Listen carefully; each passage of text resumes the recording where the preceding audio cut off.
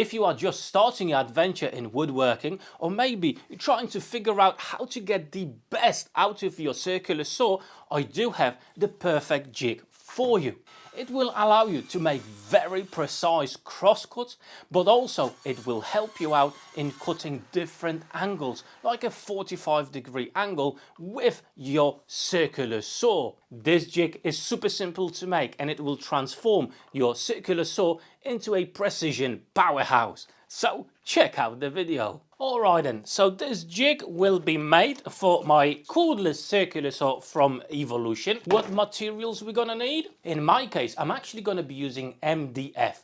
Preferably, if you can afford it, or maybe you've got some scraps lying about, plywood would be best. You can also use some laminated chipboard. What's important is that the fences at the front and at the back, they are absolutely parallel to each other and they are flat. The base will be from 12mm MDF, and the fences, we're going to glue some pieces together to make them a little bit thicker. I'm going to be using 18mm MDF. And the final thing, totally optional, you don't have to add it, but it does make your life a little bit easier with this jig, is a T-track. The size of the base, in my case, is 450mm by 850mm, will decide on what type of material size-wise you can actually tackle with this jig, and what type of angle you can tackle as well. So the longer the board itself, the larger variety of angles you will be able to actually cut with this jig. We're also going to need 4 strips that are 850mm by 44mm,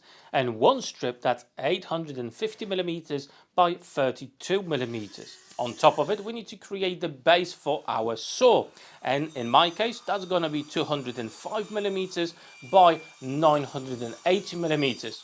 This will be different depending on the size of your saw, so you need to measure up the base of your circular saw. And we're also going to need 2 strips 980mm by 18mm. These will be the fences that will keep our saw in place. With all the pieces cut to the right sizes, well, it's time for a bit of glue up. First of all, the fences, front and the back. The front one consists of 2 pieces.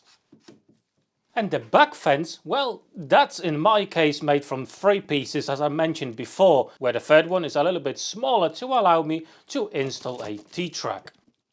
Okay, now it's time for the track for our saw. First of all, we're just gonna glue one side to our base. And this time I'm gonna use a bit of CA glue to speed things up.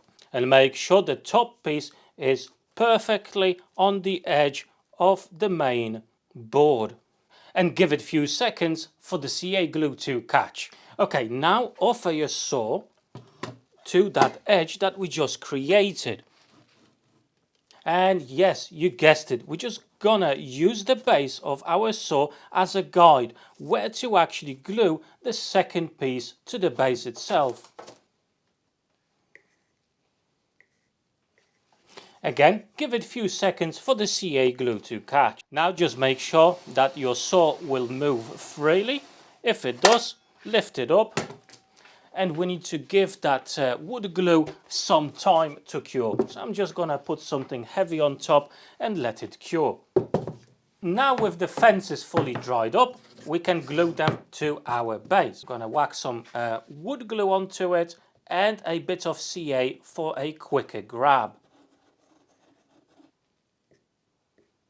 What's super important here is the fact that this fence needs to be square to the edge of our board, okay? Use a known square that is actually square and make sure it's perfectly aligned, okay? It needs to be bob on.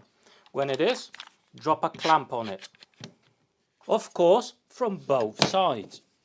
If you make any errors here installing the fence, then unfortunately, but they will make your cuts inaccurate. Same thing with the back fence. However, if you are going to be using a T-track like I am, make sure the T-track is at the back, not at the front, because we are going to be cutting the front, that fence, with our circular saw. So yeah, the saw will get into the fence. And again, it's super important for this fence to be absolutely square to the base itself.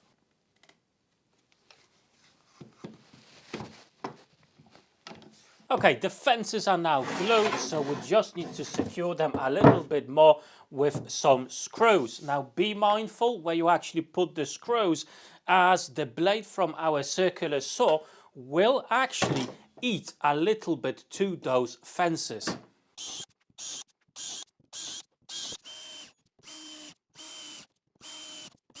Same thing on the other side as well. And the track for our saw, well, those two pieces, those two rails, they need to be secured as well. So I'm just going to whack a few screws into those. Okay, now we can install our T-track. However, as I said, this is absolutely optional. You can just basically have two stop blocks at 90 degrees and another one at 45 degrees, and that's it. However, in my case, I do want to have the option so I can quite easily set up different angles. Now we need to establish a pivot point for our track. However, you don't want to put any fasteners that are above the level of the track, as you then going to limit yourself in where you can actually put your saw. Okay, that's going to limit the capacity of the jig. So instead of something that's sticking past the level of the board, well, basically what we're going to do, I'm going to install a bolt. I'm going to recess it in the MDF itself. I'm going to use a 12mm Forstner bit first of all to create a recess so I can actually get my key inside to do this up quickly and easily. So this is just M5 bolt with a washer as well. Now the hole needs to be as deep so the washer and the head is fully below the level of our board, and in this case that's enough. Now with a 5mm drill bit I can carry on drilling the hole. Now on the main body of our jig on the front fence, I've established the position of the pivot point. It's about 25 centimeters away from the right hand side edge, and I'm going to install this hex drive head nut to allow me to install that bolt that I just showed you on the track. As MDF is quite soft and prone to splitting, I'm actually going to add a clamp. So as I'm going to be driving the hardware in, it's not going to split the fibers of the MDF. And on top of it, I'm going to add a bit of CA to make sure it stays in place.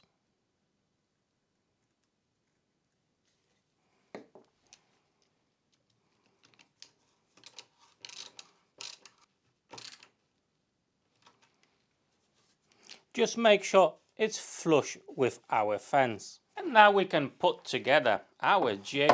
Absolutely that simple.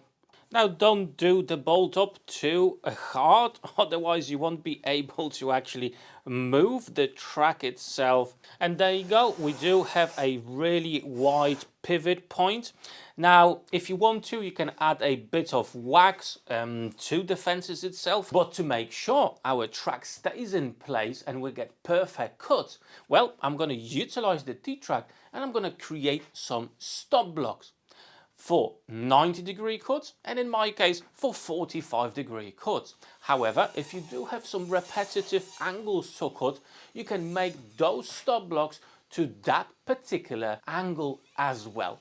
So let's get them sorted.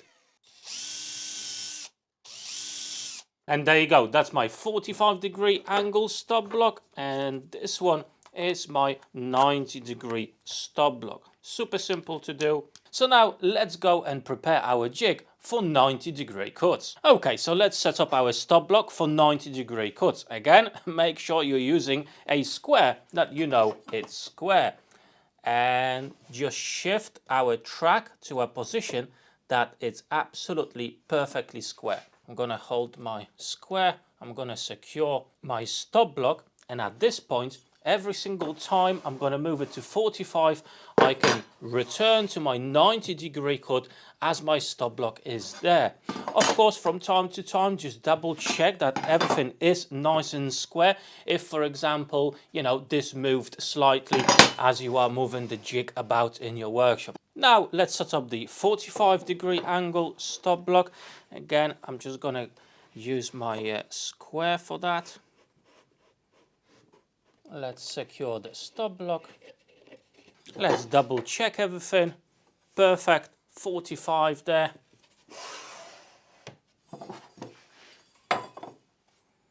Perfect, 90.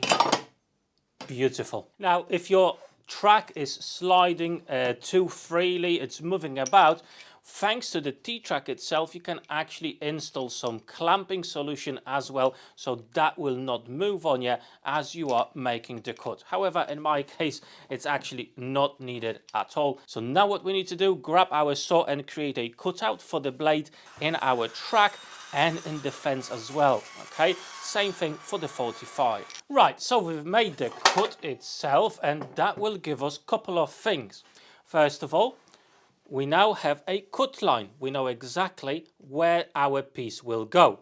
But from another side, I probably should have added another strip for our T-track, as well. It didn't go deep enough earlier on, so I had to continue with the cut. It didn't go past the whole block, it just went over the T-track. So you have to consider that depending on your circular saw, how big is the blade and how far it will travel. So yeah, in my case, it had to go over the T-track. It's not a problem, it just did. That's fine with me. With that cutout, it will be so easy to actually establish the position of the piece that we want to cut. But hey, now I'm going to sort out the 45 degrees.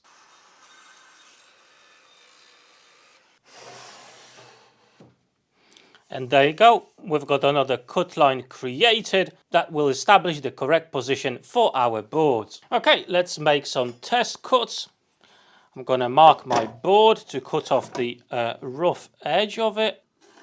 And now quite easily the line we just made, we can allocate it right on the cutout from the blade, and that will be a perfect cut in this place. Okay, so nice, simple and steady. And what you can do as well, you can use that T-track on the top to clamp down your piece of timber to the base if you wanted to. And check that out, absolutely perfect straight cut with your circular saw. Okay, now let's try the 45-degree angle.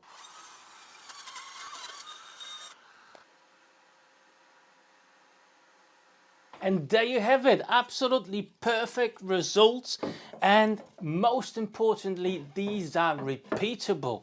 So if you do have a lot of pieces that you need to cut down to a certain degree, well, this jig will be absolutely perfect. Or maybe you need to have the ability to cross cut with high precision. Again, this jig will be absolutely perfect for you. And as you've seen, building the whole thing is super simple. If you do have the ability, I would probably suggest using plywood. It will be a little bit more stable than MDF. However, with the thickness of 18 millimeters, I think the base itself is not going to be bowing, and that's why we've added these tracks, side tracks to it as well, to make sure, well, the saw itself will continue in a straight line, and it will give a bit of rigidity to this track as well.